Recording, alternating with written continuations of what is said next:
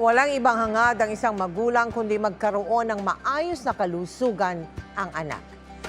Kaya mahalaga ang pagkakaroon ng newborn screening para maagapan kung may posibleng sakit ang bagong silang na sanggol. Yan ang serbisyong handog ng inyong Kapuso Foundation. Katuwang ang Department of Health Calabarzon sa Pililla sa Rizal.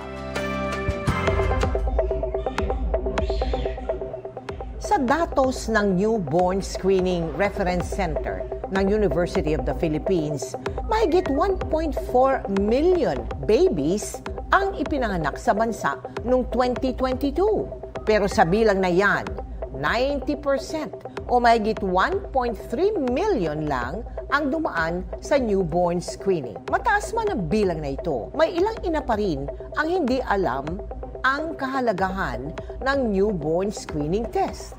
Gaya ni Rowena na lahat ng 5 niyang anak hindi na pa newborn screening. Wala naman pong sinabi naman pa newborn screening or ano.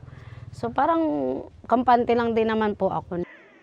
Pero sabi ng mga eksperto, mahalagang magpa-newborn screening test sa loob ng 24 oras. 28 na sakit po na pwede makuha. Pwedeng malaman po na nakukuha po ng newborn screening. Kadalasan po dyan ay mental retardation. At pinakamalala po dyan ay pwede pong magsanay ng pagkamatay ng bata. Pag hindi po natin ito nalaman, ay naagapan agad.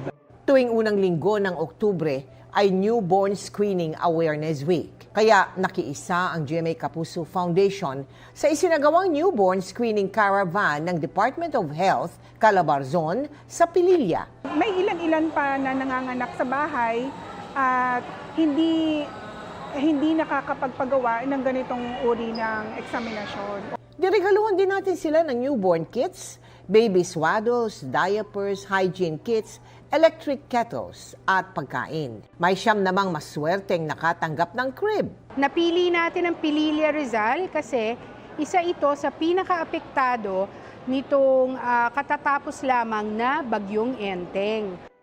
At base sa resulta na ginawa ng Newborn Screening Center Southern Luzon, normal at malusog ang mga sanggol na sinuri sa Pililla.